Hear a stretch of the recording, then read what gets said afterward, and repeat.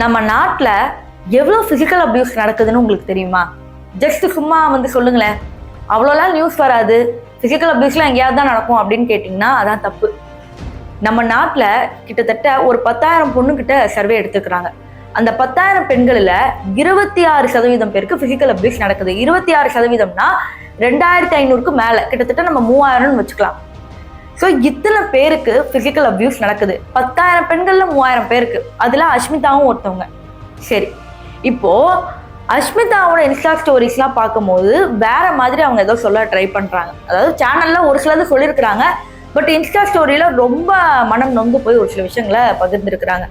இதையும் தாண்டி ஒரு சில விஷயங்கள் இப்போ விஷ்ணுக்கு எவ்வளோ தண்டனை கிடைக்கும், விஷ்ணுக்கு வேற என்ன மாதிரி ஃபைன் எல்லாம் போடுவாங்களா, அப்போ இந்த ஃபாரெக்ஸ் ஸ்கேம்னு இது ஒன்று சொல்றாங்களா, அப்போ இது என்ன ஆகுறது, இந்த மாதிரி பல விஷயங்களை நம்ம பார்க்க போறோம்.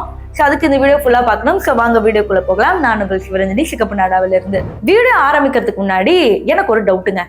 இப்போ விஷ்ணு இன்டர்வியூ கொடுத்த ஒரு தனிப்பட்ட சேனல் கீழே எல்லாரும் விஷ்ணுக்கு சப்போர்ட்டா பேசிட்டு அஷ்மிதா தான் வந்து தப்பு, அஷ்மிதா தான் ரொம்ப கேவலமானவங்க அப்படிங்கிற மாதிரிலாம் ரொம்ப தவறுதலாவே கமெண்ட் பண்ணியிருந்தாங்க. இந்த பக்கம் இன்னொரு பெரிய சேனல் கீழே என்ன கமெண்ட் வருதுன்னா, அஷ்மிதா கொடுத்த சேனல்ல இந்த மாதிரி அஷ்மிதா தான் கரெக்ட், விஷ்ணு தான் தப்பு அப்படிங்கிற மாதிரி. மக்கள் யார் பக்கம் நிக்கிறீங்க? அதாவது விஷ்ணு இன்டர்வியூ கொடுக்கும் போது அஷ்மிதா தான் தப்பு தப்பு தப்பு தப்பு அத்தனை பேர் கமெண்ட் பண்ணாங்க. இப்ப அஷ்மிதா இன்டர்வியூ கொடுத்த பிறகு இப்ப எல்லாமே விஷ்ணுக்கு எனக்கு அப்பவே தெரியும் இந்த பையன் இப்படிதான். அப்ப மக்கள் கண்ணுல பார்க்காம எல்லாத்தையும் நம்பிடுவாங்களா? அதாவது நான் முன்னாடியே சொன்ன மாதிரி நேத்து வீடியோல விஷ்ணு எந்த ஒரு எவிடன்ஸுமே இல்லாம என் பொண்டாட்டி அப்படி இருந்தா இப்படி பண்ணா அப்படின்ற மாதிரி சொல்றாங்க. அதுக்கு நிறைய பேர் சப்போர்ட் பண்ணாங்க. அதாவது ஒருத்தர் தப்பு பண்ணிட்டான், நான் தப்பு பண்ணிட்டேன் அப்படின்னு சொல்லி ஒத்துக்கிறவன எப்படி நல்லவன்னு இவங்க கன்வெர்ட் பண்றாங்க, இதுக்கு மக்களே போதும் அப்படிங்கிற மாதிரி நிறைய பேர் பேசிட்டு இருக்காங்க. சரி, இப்போ அஷ்மிதாவோட இன்ஸ்டா ஸ்டோரிஸ்லாம் வந்து இப்போ நீங்க பார்த்துட்டு இருக்கீங்க, போட்டோஸ்ல இங்க ரெப்ரசென்ட் ஆயிட்டு இருக்கோம்.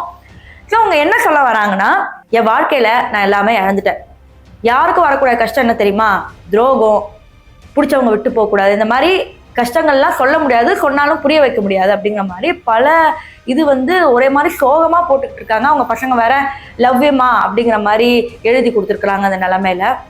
ஸோ எந்த அளவுக்கு அவங்க குடும்பத்தை கஷ்டத்தை கொண்டு வரும். சரி, இப்போ வேற என்ன இருக்கு அப்படின்னா, இப்போ விஷ்ணுக்கு எந்த அளவுக்கு தண்டனை கிடைக்கும் இப்ப பார்க்கும்போது விஷ்ணுக்கு 3 வருஷத்துக்கு மேல தண்டனை கிடைக்கும் அப்படிங்கிற மாதிரி சொல்லியிருக்காங்க. இதுல வேற ஸ்கேம் வேற இருக்கு.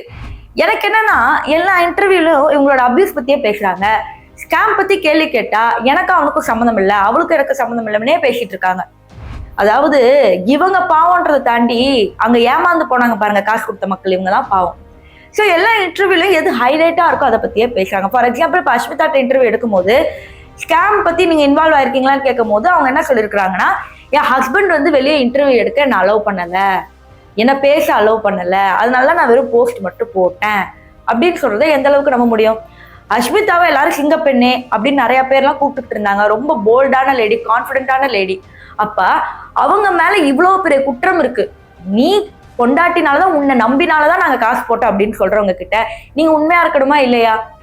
சோ இப்ப இவங்க வந்து ஃபர்ஸ்ட் என்ன சொன்னாங்க, மேக்கப் அகாடமி வேற இது வேற, எனக்கு அவருக்கு சம்மந்தம் இல்லைன்னு சொல்லிட்டு இருக்காங்க. இப்ப வந்து நான் சொல்லலாம்னு நினைச்சேன் ஆனா என் கணவர் விடல அப்படின்னு சொல்றது ஏத்துக்கும்படியா இல்ல.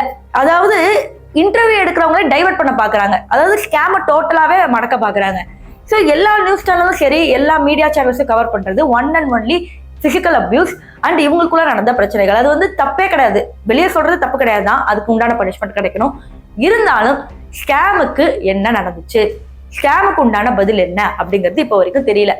இந்த வழக்கில் சம்பந்தப்பட்ட 2 லாயர்ஸ், பிரியதர்ஷினி அப்புறம் இன்னொருத்தவங்க இருப்பாங்க. ஸோ அவங்க ரொம்ப பிரபலமானவங்க, அவங்களும் அந்த ஸ்கேம் பத்தி பெருசா அப்டேட் கொடுத்த மாதிரி தெரியல. இதை பத்தி நீங்க என்ன நினைக்கிறீங்க அப்படிங்கறத கமெண்ட் செக்ஷன்ல சொல்லுங்க.